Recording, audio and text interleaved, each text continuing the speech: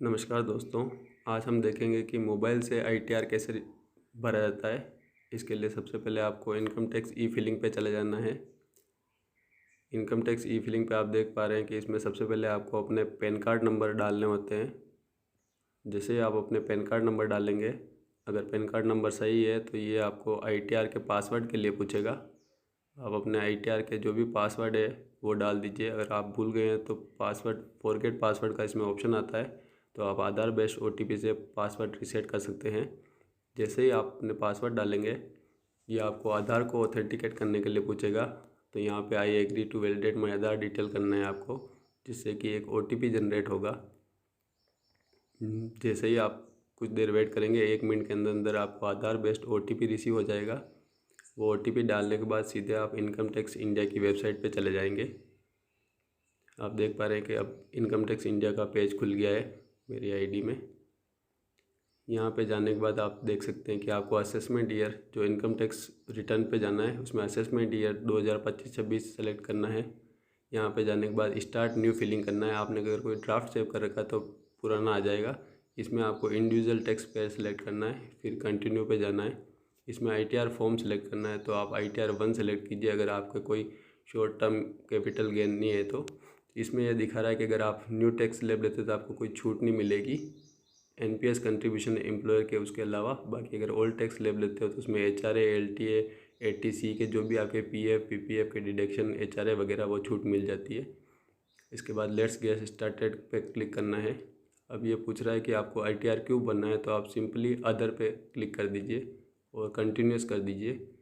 इसमें कुछ pre fill data अपने आप आ जाता है। यहाँ पे आप देख पा रहे हैं सबसे पहले आपकी पर्सनल इन्फॉर्मेशन पूछी जा रही है, जो कि आपने पहले आईडी बनाई होगी तो आपको दिख जाती है।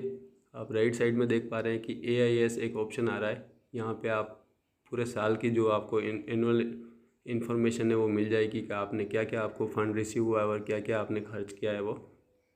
अब आप पर्सनल इन्फॉर्मेशन में देख पा रहे हैं कि आपकी जो भी नाम, पता, पैन कार्ड वगैरह, मेल आईडी है वो क्रॉस वेरीफाई कर सकते हैं। उसके बाद आप देख रहे हैं कि ये फॉर्म क्यों भर रहे हैं आप, तो 139(1) उसको सेलेक्ट करना है। उसके बाद बाय डिफ़ॉल्ट नो आ जाएगा, तो आप अगर नो सेलेक्ट करते हैं तो इसका मतलब आप न्यू इनकम टैक्स स्लैब को चूज़ कर रहे हैं।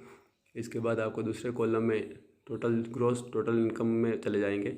यहाँ पे आपको जो भी एम्प्लॉयर ने सैलरी दी वो दिख जाएगी। जैसे यहाँ दिख रहा है आपको 4,66,728 है। अगर इसमें कुछ एडिट करना है तो आप एडिट भी कर सकते हैं अगर इन्फॉर्मेशन गलत है तो, वरना डायरेक्ट आप इसको कंफर्म कर सकते हैं।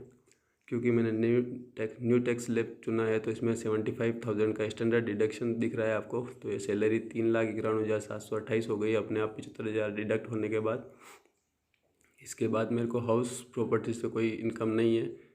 थर्ड कॉलम में आप देख पा रहे हैं B3 में इनकम फ्रॉम सोर्स 2,09,000 के राउंड फिगर इनकम है। इसमें आपको दिख जाएगा इनकम कहाँ कहाँ से रिसीव हुई है। मेरे को बैंक से इंटरेस्ट मिली है 3 जगह, 1,95,000, 6,000 और 6,000, और 5 रुपये डिविडेंड की इनकम है और 5 रुपये पिछले साल का कुछ टैक्स रिफंड प्राप्त हुआ है। इस तरह से 2,09,379 टोटल इनकम आई है। तो अभी ग्रॉस टोटल इनकम मेरी हो गई है 6,01,107 रुपये। इसको कंटिन्यू करना है। इसको यहाँ से अपन कंफर्म कर देंगे। जैसे ही कंफर्म करते हैं, 2 कॉलम अपने ओके हो चुके हैं। अब टोटल डिडक्शन आपको, क्योंकि आप न्यू टैक्स स्लैब में, तो इसमें आपको खाली 80 CCD2 जो कि आपका कंट्रीब्यूशन एम्प्लॉयर का है एनपीएस में, उस पर डिडक्शन मिल जाएगा। तो मेरे यहाँ पे कोई एनपीएस का कंट्रीब्यूशन नहीं है तो वो नहीं दिख रहा है। बाकी अग्निपथ स्कीम में डिडक्शन मिल जाता है, बाकी न्यू टैक्स स्लैब में कोई डिडक्शन नहीं है। अब आप टैक्स पेड कॉलम पे जाएंगे। अगर आपको कोई टैक्स कटा है एम्प्लॉयर के द्वारा तो यहाँ पे दिख जाएगा पहले कॉलम में। अगर कटा है और यहाँ नहीं दिख रहा है तो आप मैनुअली ऐड अनदर करके इनपुट कर सकते हैं। यहाँ पे मेरा कोई टैक्स नहीं कटा है तो यहाँ पे कुछ नहीं करना है, हो गया।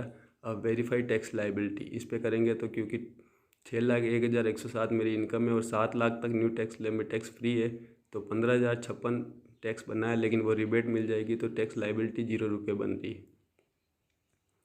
इसके बाद आप प्रोसीड टू वेरिफिकेशन कर सकते हैं। आप इसमें चाहें तो एक चीज़ और देख सकते हैं कि आप अपना एआईएस फॉर्म चेक कर सकते हैं। उस पर आपको ये राइट जो 3 लाइनें बनी यहाँ पे जाएंगे तो आपको एआईएस पे ले जाएगा। वहाँ पे जाके आप देखेंगे तो आपको अपना एनुअल इनकम स्टेटमेंट मिल जाएगा। कि आपको साल भर में क्या क्या रिसीव हुए, वहाँ पे क्रॉस वेरीफाई करने के बाद ही आप यहाँ डाटा डालें। तो आप देख पा रहे हैं यहाँ पे अपन AAS पे पहुँच गए। यहाँ आपको AAS पे क्लिक करना है।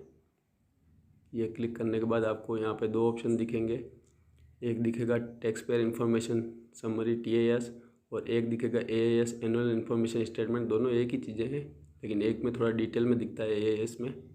तो आप TAS पे क्लिक करेंगे तो आपको आपका नाम पता यह दिख जाएगा और आपको साल भर में क्या क्या रिसीव हुआ है, सैलरी, डिविडेंड और आपकी क्या क्या इनकम है, वो सब कुछ दिख रही है यहाँ पे।